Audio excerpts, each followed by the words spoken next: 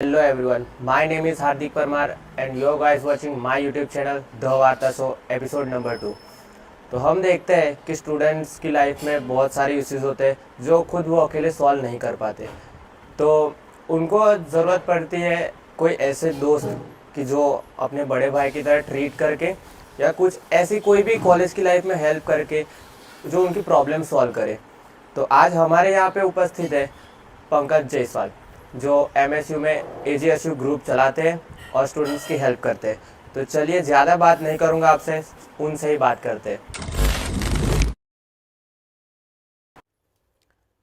तो हेलो पंकज भाई, हेलो। आपकी कॉलेज लाइफ के बारे में बताइए।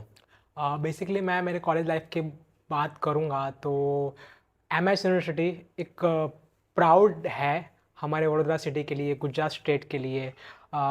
कभी एक ऐसा भी दिन था कि जो एमएस यूनिवर्सिटी है वो वर्ल्ड लेवल पर जो थी वो थी रैंकिंग के साथ, और उसकी जो एजुकेशन की क्वालिटी है वो काफ़ी डिफरेंट है। और एमएस यूनिवर्सिटी के प्रोफेसर्स, टीचर, लेक्चरर, जो भी एडमिनिस्ट्रेशन स्टाफ है वो काफ़ी बेटर है, और उनके द्वारा जो सपोर्ट किया जाता है स्टूडेंट्स को वो काफ़ी अच्छा रहता है। हाँ, मैं एक बात बताना चाहूँगा कि जो हमारी एमएस यूनिवर्सिटी है वहाँ पे जो स्टूडेंट्स यूनियन के इलेक्शंस थे वो भी होते थे।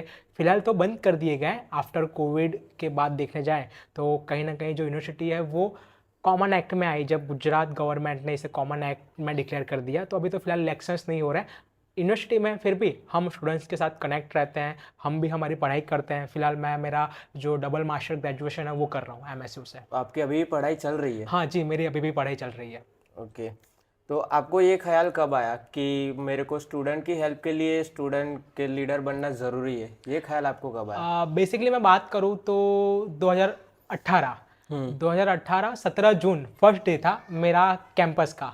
और मेरे पास ग्रुप था क्योंकि हमारे स्कूल्स के, एरिया के, सोसाइटीज़ के जो भी फ्रेंड्स थे वो हम म्यूचुअल फ्रेंड्स थे। तो 35 से 40 लोगों का कोर ग्रुप मेरे पास था। और साथ साथ में जो हम स्कूल से जब हम आफ्टर 12th बोर्ड के एग्ज़ाम पास करके हमने अप्लाई किया फैकल्टी ऑफ कॉमर्स के लिए, तो मैं आपको बताना चाहूँगा कि जब मैं 11th स्टैंडर्ड में था तो मैं अपने फ्रेंड्स के साथ गैलोड, एक टी स्टॉल है, आपने देखा होगा रेलवे स्टेशन के पीछे, तो वहाँ पर हम चाय पीने जाते थे। 12th बोर्ड के एग्ज़ाम का भी प्रेशर होता था तो हम फतेहगंज होके यूनिवर्सिटी के हॉस्टल वाले रास्ते से निकलते थे और ऐसा हम बोलते थे कि यार काश हमें यहाँ पर एडमिशन मिल जाए।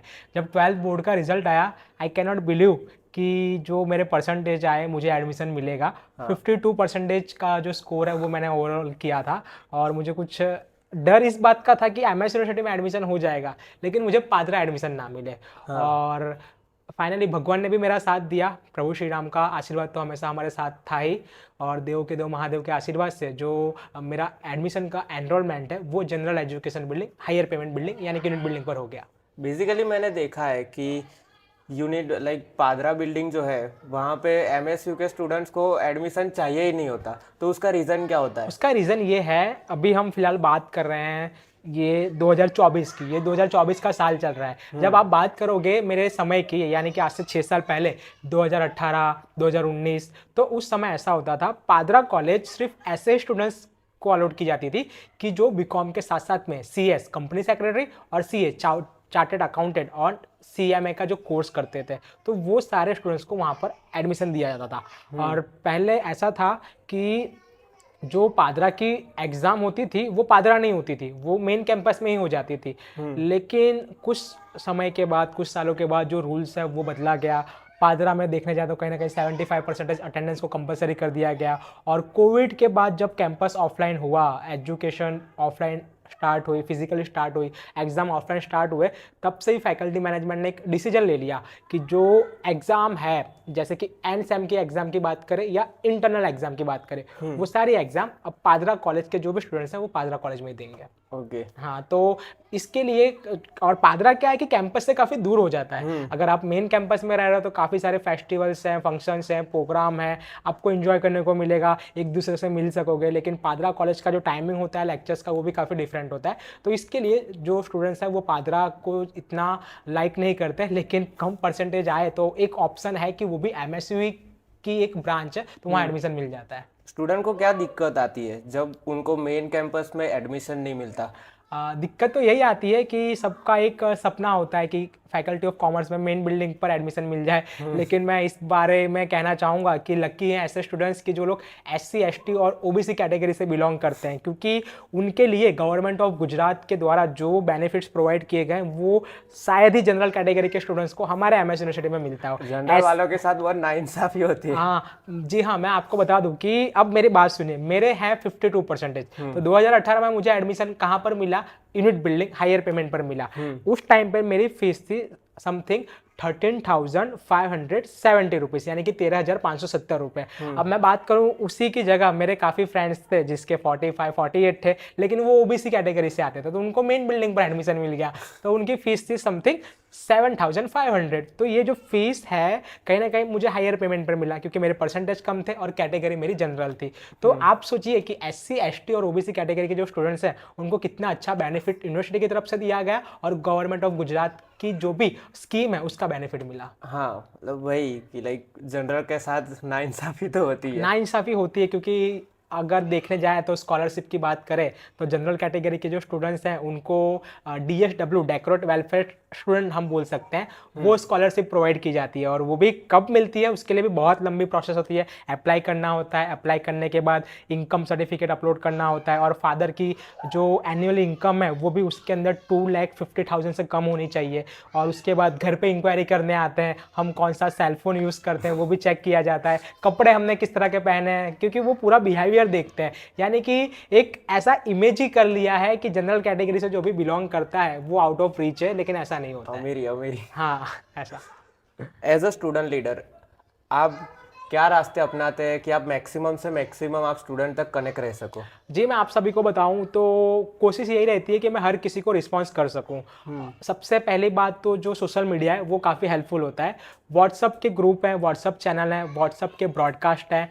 और ब्रॉडकास्ट एक ऐसी सिस्टम है जिसमें खास करके हम बात करें गर्ल्स जो है उनका नंबर वहाँ पर सेव होता है, क्योंकि ब्रॉडकास्ट सिस्टम के अंदर अगर मेरा फ़ोन नंबर सामने वाले पर्सन के फ़ोन में सेव है और उसका फ़ोन नंबर मेरे फ़ोन में सेव है, तो अगर मैं उसको ब्रॉडकास्ट में ऐड करता हूँ तो ही मेरे मैसेज उसको डिलीवर होंगे, अदरवाइज नहीं होंगे। और उसको दिखेंगे भी कि टाइम टू टाइम मेरे मैसेज जाता है और इससे काफ़ी हेल्प मिलती है। और अब बात करेंगे कोविड से, तो जो सोशल मीडिया काफ़ी एक्टिव, हद तक फैल गया है, काफ़ी हद तक एक्टिव हो चुका है, क्योंकि हर कोई अब इंस्टाग्राम, फेसबुक, यूट्यूब या व्हाट्सअप ये यूज़ करता ही है।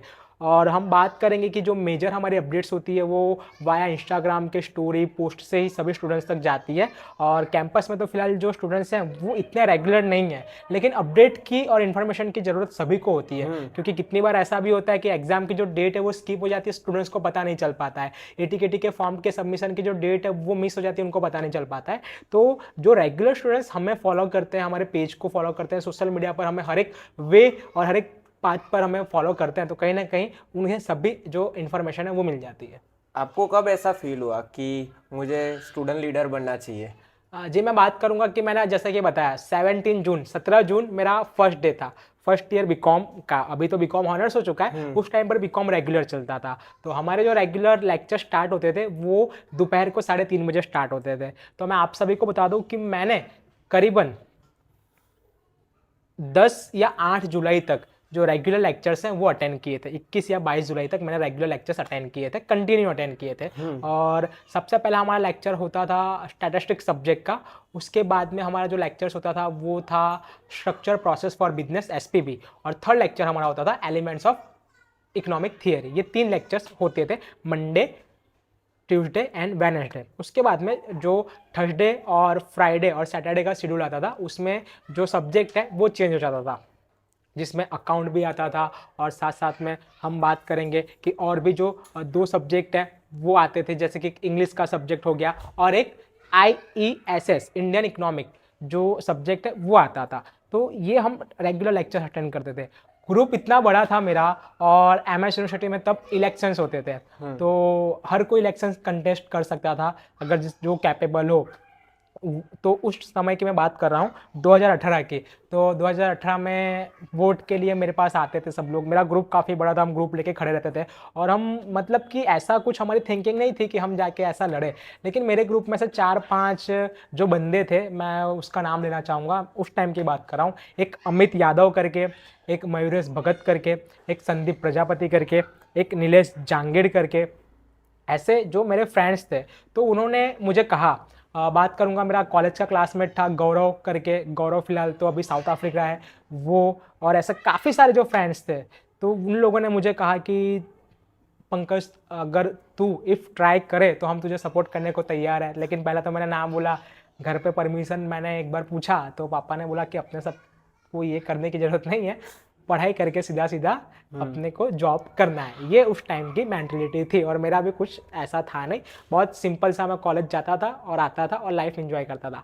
लेकिन ठीक है, ऐसे थोड़ा स्टूडेंट लीडर जो वहाँ पर होते थे, जो उस टाइम पे हमारे सीनियर थे, उनसे मैं मिला, बातचीत होती थी। और एक दो बार मैंने उन सभी के लिए भी स्पीच दी मेरे ग्रुप में, तो उन्होंने मुझे अप्रिशिएट भी किया काफ़ी, और मुझे एक दो फंक्शंस में बुलाया। लेकिन फाइनली मेरे ग्रुप के जितने भी मेरे क्लासमेट थे, मेरे जो भी कोर कमेटी के मेंबर्स थे, उन्होंने डिसीजन लिया कि पंकज तुझे इलेक्शन लड़ना चाहिए। तो फिर मैं जिसको अपना आइडल मानता हूँ, समझो कि ऐसे कुछ लोग होते हैं हमारी लाइफ में कि कहीं ना कहीं कि वो लोग हमें सपोर्ट करते हैं एवरी मोमेंट पर। हाँ। वो फिर हम चाहे गलत हो या फिर हम सही हो, वो आके खड़े रहते हैं। तो उनसे मैं मिला, तो उन्होंने मुझे बताया कि यूनिवर्सिटी में इस तरह के इलेक्शंस होते रहते हैं और अपना भी ग्रुप है, आप वहाँ से कंटेस्ट करो, आपको सभी सपोर्ट्स मिलेंगे। तो ऑलरेडी ग्रुप तो मेरे पास था ही। तो फिर मैंने कैंपेनिंग करना स्टार्ट किया, और 22 दिन मैंने रेगुलर लेक्चर्स लिए। तो 22 दिन के अंदर general education building, unit building पर F11, ये क्लास रूम नंबर मैं आपको बता रहा हूँ, F11 में मैं लेक्चर्स लेता था। और मिडल की जो रो है वहाँ पे 4th या 5th बेंच पर मैं बैठता था, या 6th बेंच होगी, हाँ आई थिंक 6th बेंच होगी, हम बैठते थे। और काफ़ी अच्छा मतलब कि हमारा ग्रुप बन गया था। तो पहले मैंने कैंपेनिंग स्टार्ट की मेरी क्लास से, और प्रिडिक्ट मैंने ऐसा किया कि क्लास रिप्रेजेंटेटिव का मैं इलेक्शन कंटेस्ट करने लगा। यानी मैंने सोच लिया कि मैं क्लास रिप्रेजेंटेटिव का जो इलेक्शन है वो कंटेस्ट करूंगा। तो मैंने कैंपेनिंग स्टार्ट की मेरे क्लास से लेकर, मेरे फ्रेंड्स 2-4 फ्रेंड्स को मिलवाते थे। ऐसा कर करके कम से कम हमारा जो ग्रुप है 60, 70, 80 तक का बना। उसके बाद में मुझे ऐसा कहा गया कि अगर क्लास रिप्रेजेंटेटिव का इलेक्शन जीतना है तो मिनिमम 150 वोट तुम्हें लाने होंगे। तो उस हिसाब से मैंने जो मेहनत है वो कंटिन्यू करना स्टार्ट किया, और भी क्लास में मैंने जाना स्टार्ट किया। जैसे कि जो बड़े बड़े क्लास थे F10, उसके बाद में हम बात करेंगे F12, F13, F14, F15, ये सारे बड़े बड़े क्लास थे। तो इन सभी क्लास को मैंने पकड़ लिया। तो मैं जाता था, नीचे भी सबसे मिलता था, और मेरे फ्रेंड्स जो हैं उन्होंने भी कैंपेनिंग स्टार्ट की। कैंपेनिंग स्टार्ट करते करते हमारा एक ग्रुप भी बना, मेरा नाम भी लोगों तक गया। लेकिन उस टाइम पर ऐसा था ना कि जो नॉलेज मेरे पास होनी चाहिए थी, उतनी मेरे पास नॉलेज थी नहीं। हाँ, स्किल था, वो बात अलग है, मैं कम्युनिकेशन कर सकता था, मैं बिना शर्माए किसी से भी बात कर सकता था, हाँ, और अपने लिए वो तो देखा ही हमने लोगों और में। मैं वोट मांग सकता था, ठीक है। तो इतना तो था। और उस टाइम पे वडोदरा के बहुत सारे ऐसे भी जो लोग थे, वो लोग मेरे कांटेक्ट में नहीं थे, मतलब कि थे लेकिन एज अ इलेक्शन कंटेस्ट कर रहा हूँ उनको नहीं पता था। मैं इसको बहुत जो है वो मैं बाहर तक डिस्ट्रीब्यूट नहीं करना चाहता था। तो ठीक है, ये इलेक्शंस हुआ, और फिर जब वोटिंग हुआ तो वोटिंग के दिन भी हमारे जो भी सपोर्टर्स थे उन लोगों ने मुझे हेल्प की, और काफ़ी हमने जो हमारे वो चीट होती है, मतलब कि एज अ CR नंबर मेरा 6 आया था, बैलेट नंबर। तो एक कॉमन डायलॉग लेके आ गए हमारे ग्रुप वाले, J6 इज ऑलवेज फिक्स। तो ये सभी को हम सर्कुलेट करते गए। तो जब वोटिंग हुई, और वोटिंग उस टाइम पे हुई थी, मैं आप सभी को बता दूं, 24 अगस्त को वोटिंग हुई थी, और उसी दिन शाम को रिजल्ट डिक्लेयर किया जाता है। तो यूनिट बिल्डिंग का वोटिंग हुआ, और मेरे साथ में करीबन जो CR थे वो 45 या 50 लड़ रहे थे। 45 या 50, आप सोच लो, इमेजिन खाली कर लो कि इतने सारे वो थे। तो कहीं ना कहीं मुझे वहाँ पर भगवान का साथ नहीं मिला, और इफ़ वहाँ पर ये साथ नहीं मिला तो ऐसा मुझे नहीं पता था कि आने वाले समय में जाके कुछ अच्छा होगा। मैं इलेक्शन हार गया, जी हाँ, मैं 13 वोट से इलेक्शन हार गया, और CR के लिए सिर्फ 13 वोट से इलेक्शन हार गया, और मेरी जो पोजीशन थी वो सेकंड आई। तो ठीक है, इलेक्शन हारने के बाद जो मैं फिर सबसे मिला, और हमारे ग्रुप के जो अदर्स मेंबर जो भी विन हुए थे उनको भी हमने अप्रिशिएट किया, कांग्रेचुलेशन किया कि चलो हमने जीते तो हमारा ग्रुप जीत गया। उसके बाद आप यकीन नहीं मानोगे, मैं 2 दिन कैंपस नहीं गया।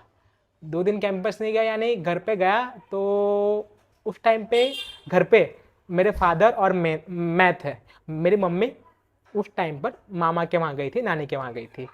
तो मुझे काफ़ी अकेला महसूस हुआ क्योंकि इलेक्शंस हार गया, मैं किससे बात करूं। मेरे सभी फ्रेंड्स लोग मुझे उस दिन शाम को मिल के गए थे, मुझे मोटिवेट करके गए, कोई नहीं तूने अच्छा किया, बेस्ट किया, नेक्स्ट ईयर अपने ट्राई करेंगे। लेकिन जब एक बार हार हो जाती है ना, हार चाहे 10 वोट से हो या 1 वोट से हो, मेरी तो 13 वोट थी, तो हार वो हार होती है। और इतने सारे लोगों के बीच जाना और एकदम से फेस करना, सामने वाला जीत गया, तो मैं 2 दिन तक घर पे रोया था। मैं मेरे बेडरूम के अंदर ही सो रहा था। मैंने 2 दिन तक खाना भी नहीं खाया था, ये मैं आपको सच बता दे रहा हूँ। और मेरे पापा को तो मैंने बता दिया कि ऐसा ऐसा हुआ था। पापा ने भी बहुत ट्राई किया, ठीक है, नॉर्मली वो 2 दिन निकल गए। फिर तीसरे दिन से पापा ने बोला अगर ऐसे ही रहेगा तो आगे कैसे बढ़ेगा। तो फिर धीरे धीरे मैंने कैंपस स्टार्ट किया और काफ़ी लोगों से मिला जो लोग मेरे सपोर्टर थे, जो आज तक हैं। तो उन लोगों ने कहा कि कोई बात नहीं, होता रहता है, भले तुम नहीं जीते हो लेकिन हमारे लिए लीडर तो तुम ही रहोगे। तो वहाँ से मैंने काम करना स्टार्ट किया और फिर एक एक जो इन्फॉर्मेशन है वो सभी स्टूडेंट्स को प्रोवाइड कर देगा। कैंपस में आप यकीन नहीं मानोगे, मैं दोपहर के 12 साढ़े 12 बजे तक चले जाता था। और उस टाइम पे मेरा जो क्लास था फर्स्ट ईयर बीकॉम का ट्यूशन क्लास, वो 7:30 का होता था, 7:30 टू 9:30। तो मुझे जल्दी उठना भी पड़ता था।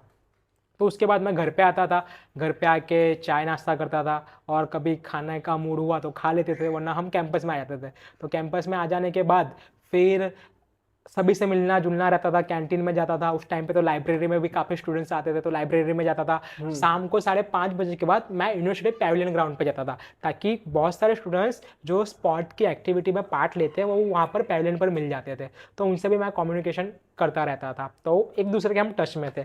ऐसे कहीं ना कहीं दिवाली का वैकेशन आया। आफ्टर दिवाली वैकेशन के बाद और मैंने टारगेट क्या किया मैं आप सभी को बताता हूँ कि मुझे पता था कि आगे जाके अब मुझे लड़ना ही है और मुझे जीतना है, ये तो मैंने नक्की कर लिया था। फिर मैंने पीछे देखना ही बंद कर दिया, ताकि जो हुआ वो हो गया, लेकिन अब ग्रुप को हम बड़ा करेंगे।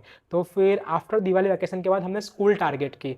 तो जैसे कि स्कूल की हम बात करें तो उर्मी स्कूल है, अम्बे स्कूल है, ब्राइट स्कूल है, श्रेयस स्कूल है, एलम्बिक स्कूल है, ये सारे स्कूल टारगेट की।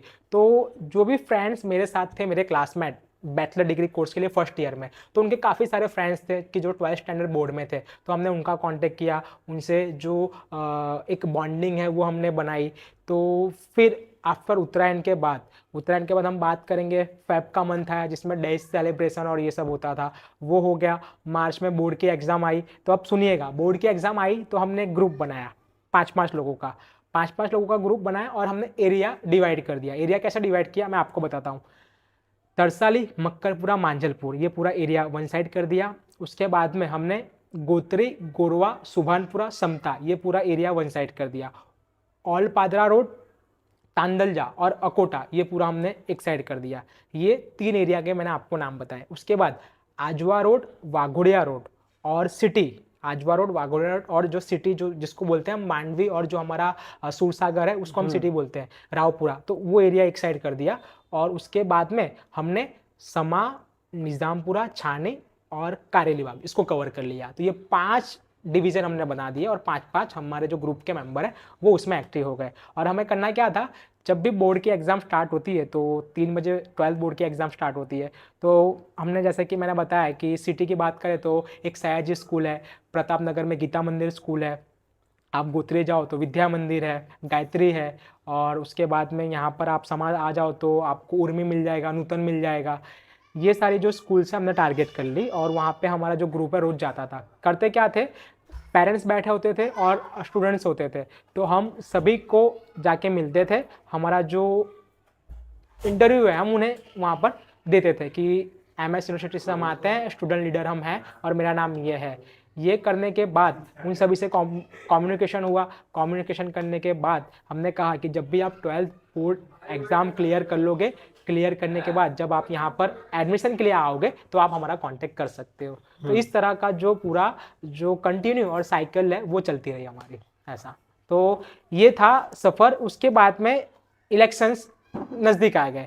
जैसे ही फर्स्ट ईयर मेरा कंप्लीट हुआ तो फर्स्ट ईयर बीकॉम तो मैं ट्यूशन क्लास जा रहा था, रेगुलर लेक्चर्स भी था। हाँ, मुझे एडवांटेज मिला था कहीं ना कहीं लेक्चर्स का और मेरे ग्रुप सर्कल का, कि उन्होंने मुझे पढ़ने के लिए भी काफ़ी हेल्प की। और एग्ज़ाम दी। हमारे टाइम पे बहुत अच्छी एक सिस्टम थी, 30 MCQ होते थे, 30 MCQ।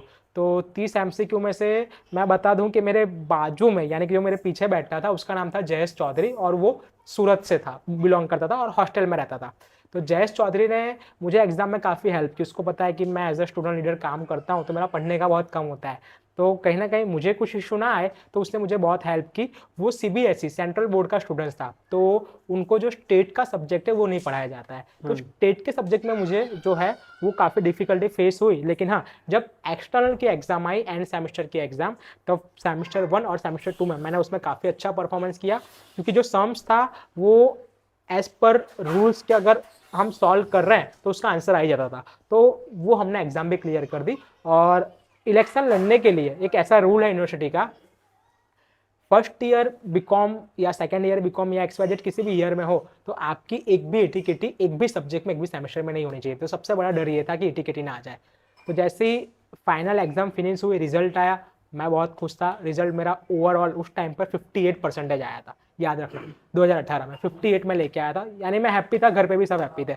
फिर हमने स्टार्ट किया कैंपेनिंग करना। जैसे 12th बोर्ड का रिजल्ट आया, काफ़ी सारे जो स्टूडेंट्स हैं वो कैंपस में आते थे और हमसे मिलते थे, तो हमने हमारा एक ब्रोशर बनाया मेरे नाम का, और necessary required document for MSU admission process, उसकी लिस्ट बनाई। मेरा फिर एक फ़ोटो वहाँ पर हमने वहाँ पर लगाया, मतलब ब्रोशर के अंदर, और हम सबको देते थे। ऐसा करते करते पूरी एक टीम बन गई, और डेली कैंपेनिंग करने के लिए 25 से 30 लोग आते थे daily, general education unit building पे।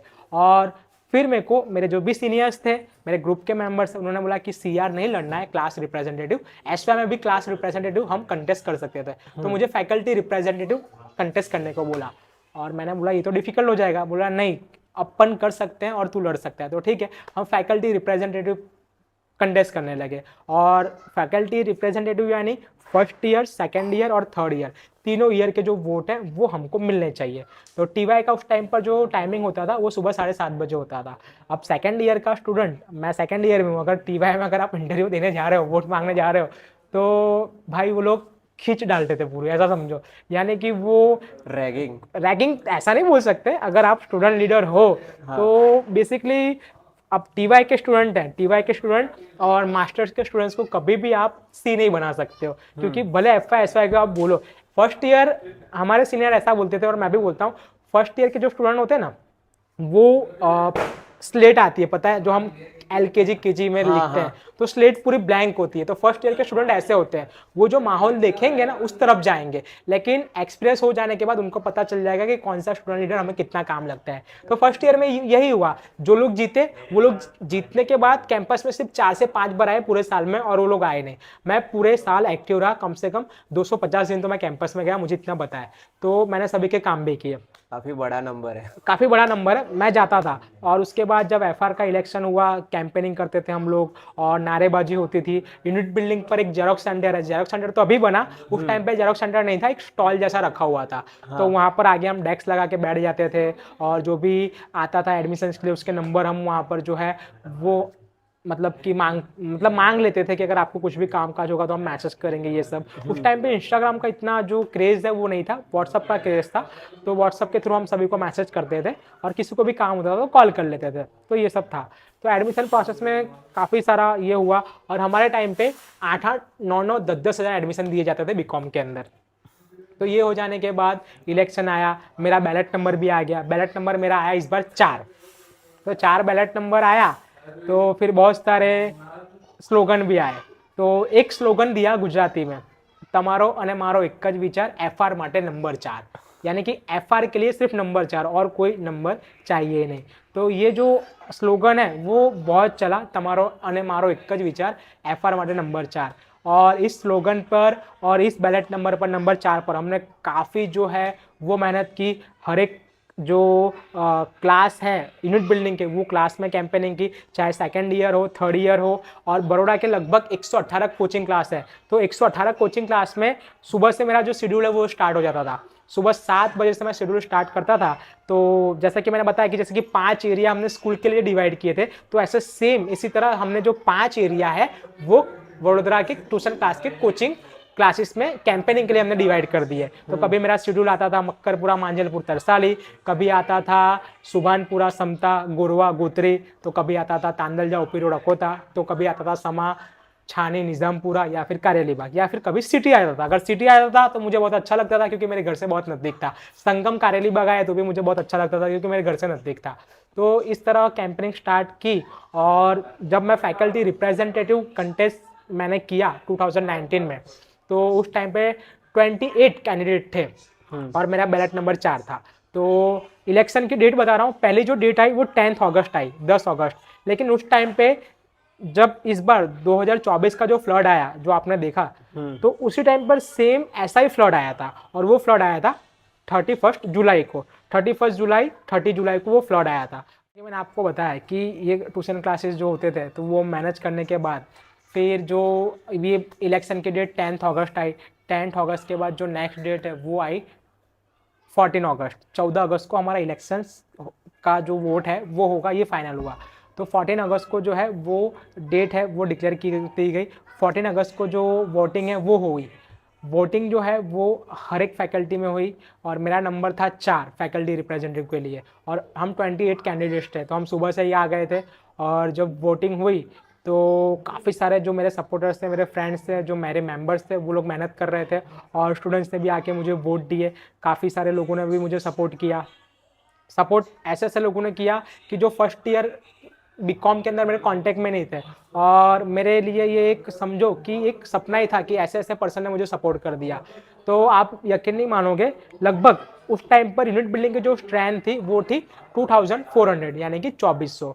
और उसके बाद में जो पूरा वोटिंग हुआ उस दिन, बहुत बारिश हो रही थी उस टाइम पर, लेकिन वोटिंग का जो डे था उस दिन ओवरऑल 1400 प्लस यानी कि 1500 के आसपास वोटिंग हुई। और आप यकीन नहीं मानोगे, काउंटिंग के अंदर मैं खुद गया। मैंने बोला कि इस बार मैं खुद जाऊंगा। फर्स्ट ईयर के अंदर मैं खुद नहीं गया था, मेरा फ्रेंड बैठा था, मैं नीचे वेट कर रहा था, तो मैं उस टाइम पे विन नहीं हो पाया। लेकिन इस बार जब मैं फैकल्टी रिप्रेजेंटेटिव कंटेस्ट कर रहा था तो काउंटिंग के अंदर मैं खुद गया। और काउंटिंग जो है वो F8 क्लासरूम में चल रही थी और मेरा नंबर था 4। और बैलेट पेपर आते थे, तो बैलेट पेपर के थ्रू सभी स्टूडेंट्स वोट करते थे। तो जैसे ही बैलेट पेपर से काउंटिंग स्टार्ट हुई तो अनगिनत यानी कि कुछ ऐसे ही जो बैलेट होंगे जिसमें मेरा नंबर ना हो, और जैसे ही बैलेट नंबर खुला 4 4 4 5 4 2 4 13, यानी कि ये जो अलग नंबर बोल रहा हूँ वो और कैंडिडेट के वोट थे। तो ऐसा आया 4 4 4, तो 4 जो है वो सब में ही था। यानी कि मुझे ओवरऑल 702 वोट मिले थे 1500 के मुताबिक, यानी 1500 में से 702। और 28 कैंडिडेट कंटेस्ट कर रहे थे।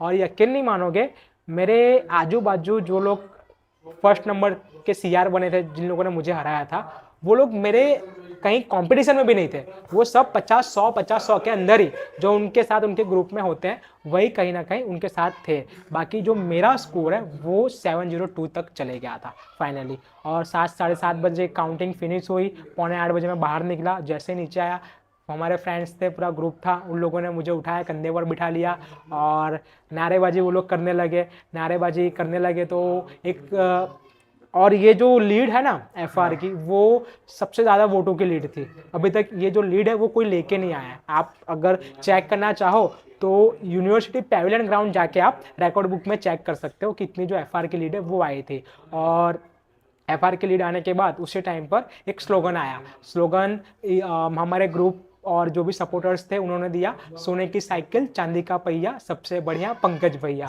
यानी ये स्लोगन आया था। ये स्लोगन बोलते बोलते हमने हमारी जो भी हमारी बाइक्स थी, एक्टिवा थे, 2-4 कार भी थी, तो वो लेके हम यूनिवर्सिटी पैवेलियन पर गए। क्योंकि जो फैकल्टी रिप्रेजेंटेटिव FR की जो ऑफिस होती थी वो होती थी यूनिवर्सिटी पैवेलियन ग्राउंड पर। तो पैवेलियन ग्राउंड पर गए, दरवाज़ा बंद था। और उस टाइम पर हमारे ग्रुप से जो यूनिवर्सिटी GS है और यूनिवर्सिटी वाइस प्रेसिडेंट है वो भी इलेक्ट हो गए थे। तो सबसे पहले तो पैवेलियन का जो लॉक है वो हमने खोल दिया और जो हमारा झंडा था वो यूनिवर्सिटी पैवेलियन ग्राउंड पे जाके हमने लगा दिया कि फाइनली हम विन हो चुके हैं। और वाइस चांसलर उस समय प्रोफेसर परिमल व्यास सर थे, तो उन्होंने जो अपॉइंटमेंट लेटर है वो आके सभी को दिया था। और पहली जो मीटिंग है वो हमारा जो हॉल होता था वहाँ पर यूनिवर्सिटी पैवेलियन ग्राउंड पर वो हॉल में हमारी जो मीटिंग है वो हुई।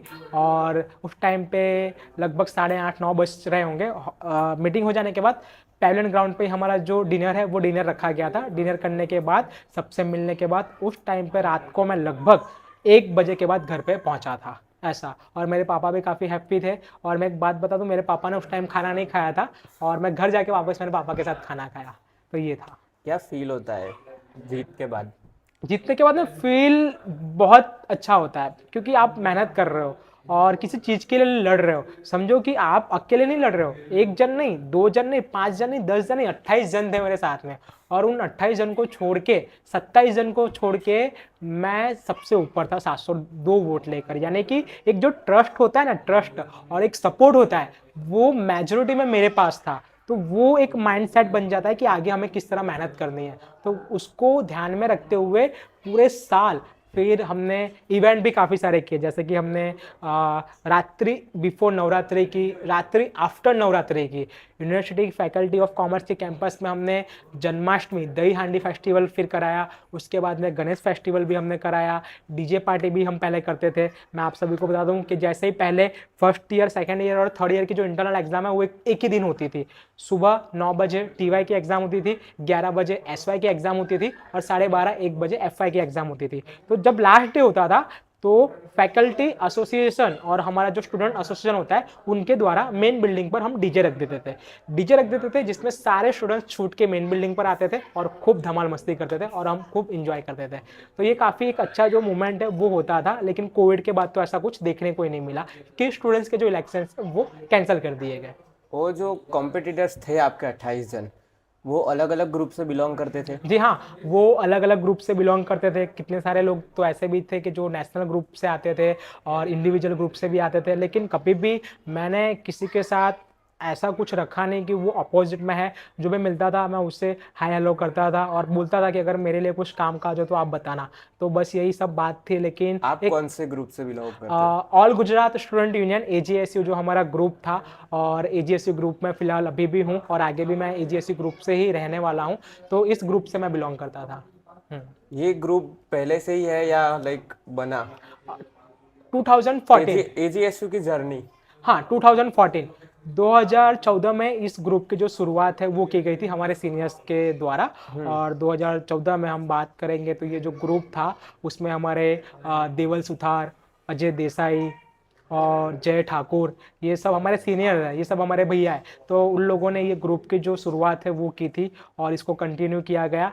और साथ साथ में जो हमारा फर्स्ट फैकल्टी GS है, faculty general secretary Kashyap Thakkar, वो कश्यप भैया हमारे सीनियर है। 2017 में वो इलेक्शन विन हुए। उसके बाद में जो हमारे सेकंड फैकल्टी GS यानी कि फैकल्टी जनरल सेक्रेटरी, वो राकेश पंजाबी, वो जो है वो इलेक्ट हुए, वो बने। उसके बाद में 19 में मैं फैकल्टी रिप्रेजेंटेटिव बना। फैकल्टी रिप्रेजेंटेटिव बनने के बाद 20 में जो कोविड आ गया और मुझे भी कंटेस्ट करना था फैकल्टी जनरल सेक्रेटरी है। मैंने भी मेहनत की थी उसके लिए, बट वो बैड लक या फिर कहना चाहेंगे कि यूनिवर्सिटी में इलेक्शन नहीं हुए तो वो पॉसिबल नहीं हो पाया ऐसा। और कौन कौन से ग्रुप है जो आपके कंपटीशन में है अभी? बहुत सारे ग्रुप हैं ऐसे। तो मैं ऐसे ग्रुप का जो नाम है कभी लेता नहीं हूँ, क्योंकि मैं ऐसा समझता हूँ कि मैं अगर किसी का नाम लेके किसी को बड़ा करूँ तो मैं बड़ा नहीं करना चाहता हूँ ऐसा। उन सब से AGSU स्टूडेंट AGSU के पास आए, तो ऐसा क्या है AGSU में? AGSU कैसा था कि ये पूरा इंडिपेंडेंट था।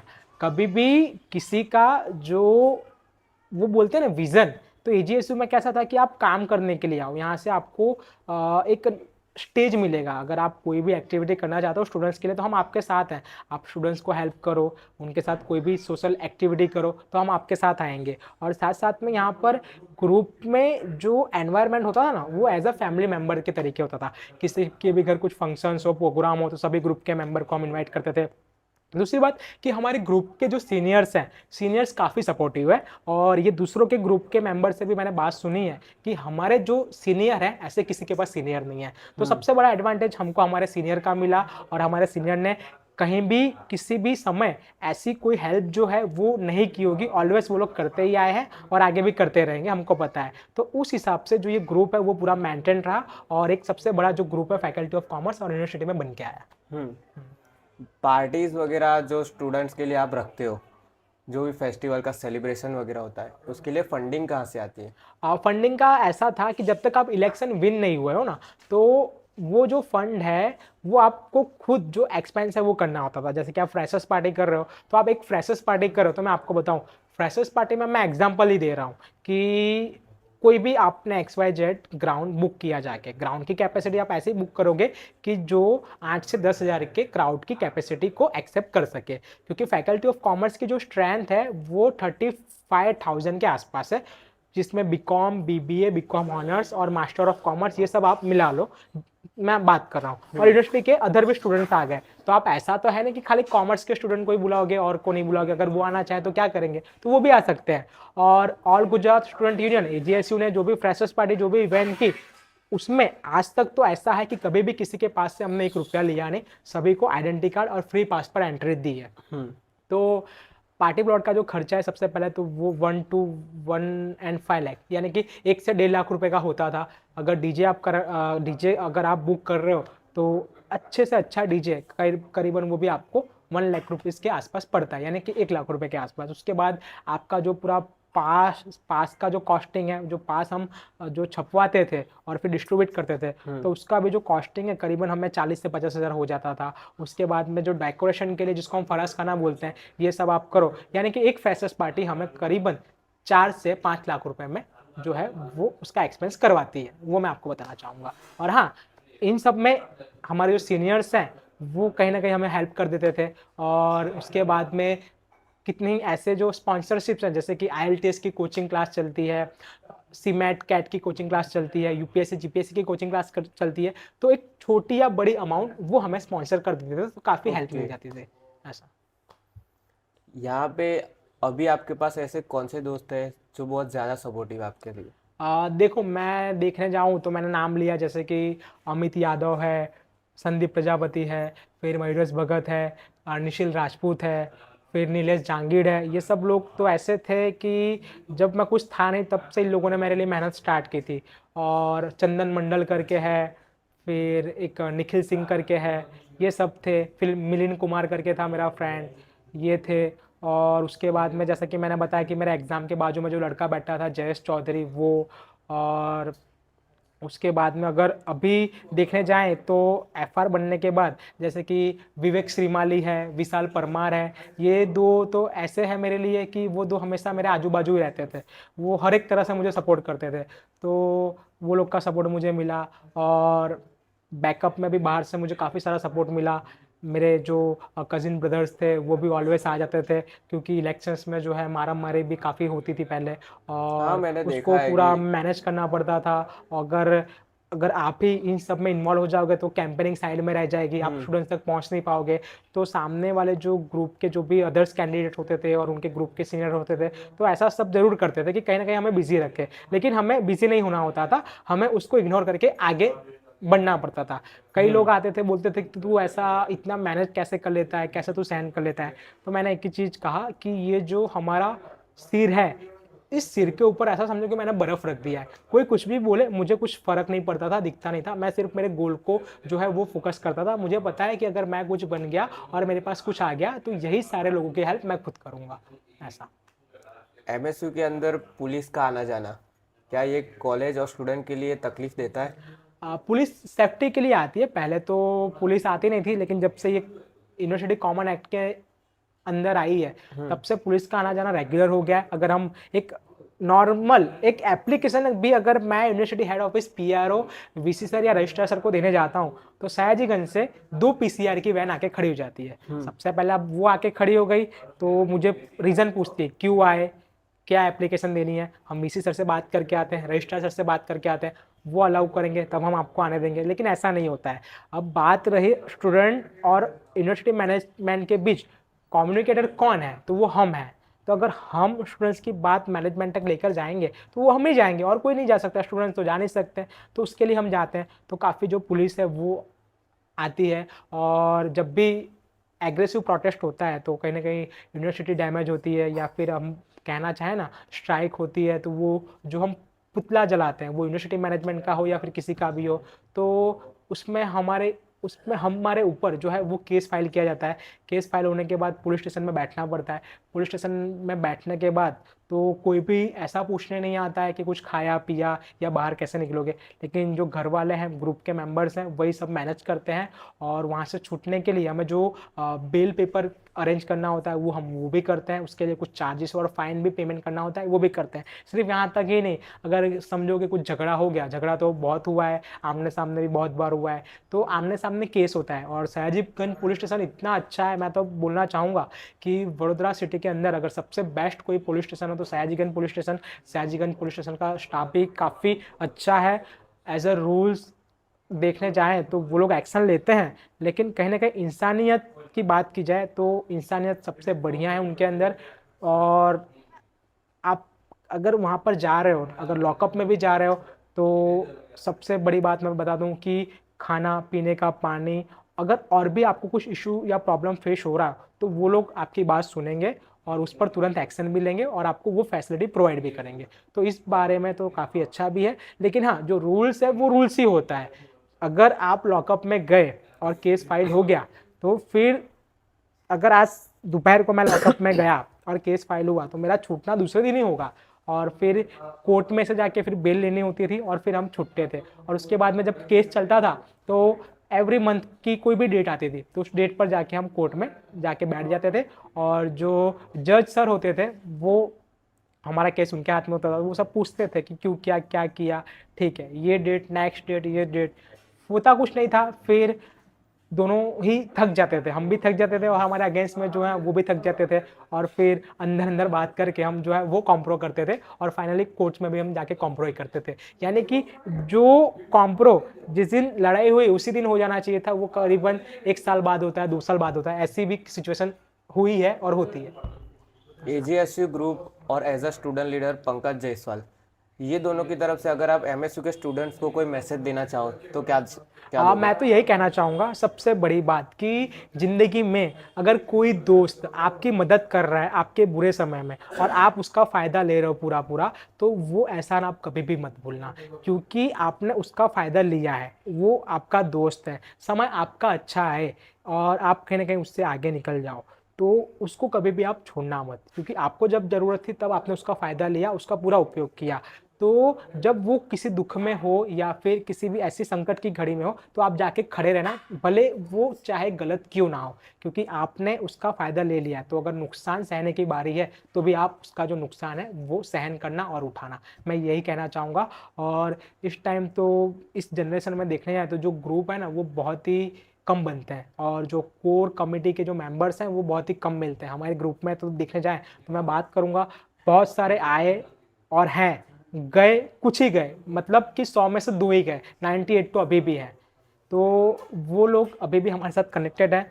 इफ़ कभी कम्युनिकेशन नहीं हो पाता है, कभी बातचीत नहीं हो पाती है बिजी शेड्यूल के लिए, तो ठीक है, आई एम रियली सॉरी, लेकिन उनका काम है, वो कभी रुकता नहीं है, काम कहीं ना कहीं हो जाता है। और हमने टीम में सभी को जो वर्क है वो भी हमने डिस्ट्रीब्यूट किया है, वो उनके लेवल पर जो वर्क है करते हैं, और लगता है कि नहीं हो पाता तो लास्ट कॉल फिर मुझे वो लोग करते हैं और फिर वहाँ से जो वर्क का प्रोसेस है वो स्टार्ट होता है। तो बस यही कहना चाहूँगा, ये दोस्त हैं और माँ बाप हैं जो आपको काम आएंगे। दोस्त में सब दोस्त काम नहीं आते, 1 2 या 4 5, बस यही आपके सच्चे दोस्त हैं और कोई है नहीं।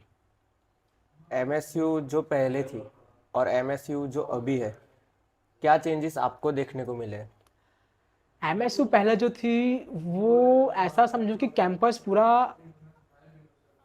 हैप्पीनेस के साथ रहता था, यानी कि सभी बैच में स्टूडेंट्स आते थे, रेगुलर नहीं आते थे लेकिन आते थे।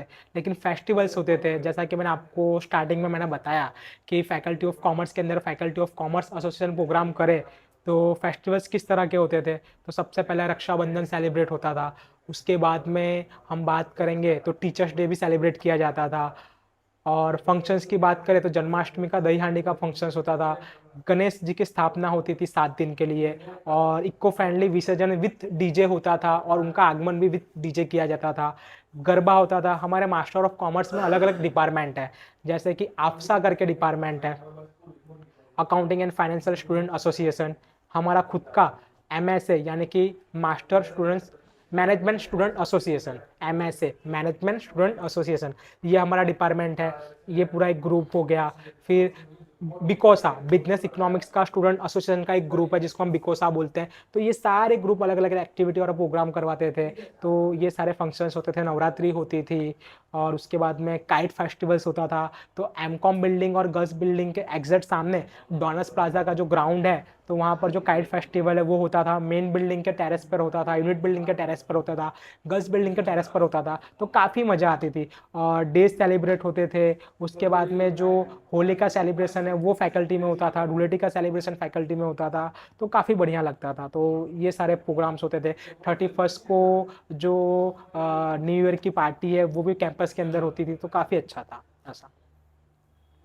और अभी क्या चेंज आया है एमएसयू के अंदर जो आपको बहुत खराब लग रहा है, वो स्टूडेंट की वजह से हो या फिर फैकल्टीज की वजह से? अभी चेंज ऐसा आया है कि सबसे पहले तो जो स्टूडेंट्स इलेक्शंस हैं वो बंद कर दिए गए। अब स्टूडेंट इलेक्शन का बंद होने का मतलब यह है कि अगर कोई भी अगर नया बंदा एमएस यूनिवर्सिटी में आ रहा है और उससे इंटरेस्ट है कि वो लीडरशिप करे, तो वो लीडरशिप कर ही नहीं सकता है। वो आके हमारे ग्रुप में ज्वाइन होगा और जो काम होगा वो करेगा, लेकिन ना वो इलेक्शन कंटेस्ट कर सकेगा, ना जो उसे वो एक्सपीरियंस मिलेगा, ना उसे वो स्किल मिल पाएगी। तो ये बात है, कहीं ना कहीं जो स्टूडेंट है वो इसमें जो है डैमेज होते हैं। और अगर देखने जाओ तो पहले अगर कोई भी डिसीजन लेना होता था तो यूनिवर्सिटी या फिर फैकल्टी मैनेजमेंट जो है वो इलेक्टेड स्टूडेंट यूनियन के जो भी मेंबर्स हैं उनको साथ में लेके करती थी। क्यों? क्योंकि अगर वो स्टूडेंट्स के बेनिफिट्स में नहीं हो तो वो फिर नहीं होगा, वो चलेगा ही नहीं। हम ना ही बोल देते थे फिर चाहे आप कुछ भी करो। फिर हमें 1500 लेकर आंदोलन भी करना पड़े तो हम उन सभी स्टूडेंट्स को लेकर हेड ऑफिस और फैकल्टी में आंदोलन भी करते थे और हमने किया भी और आगे भी करते रहेंगे। तो ये काफ़ी सारी जो चीज़ है वो बदलाव आ चुकी है यूनिवर्सिटी के अंदर। और देखने जाएँ तो न्यू एजुकेशन की जो पॉलिसी अभी आई है तो उसमें जो पेपर का जो पैटर्न है वो पूरा चेंज हुआ है। तो वो कहीं ना कहीं हमें लगता नहीं है कि इसे चेंज करना चाहिए, क्योंकि एमएस यूनिवर्सिटी की क्वालिटी और उसकी जो डिफरेंस मतलब कि एजुकेशन की पॉलिसी है वो इतनी फेमस क्यों थी? क्योंकि हम पूरे इंडिपेंडेंट हैं। अगर हम भी सबके ऐसा कॉमन कर देंगे तो वो एक अच्छी बात नहीं है ऐसा। तो काफ़ी अच्छा लगा आपसे बात करके। Thank you. शुक्रिया हमारे शो पे आने के लिए। जी धन्यवाद।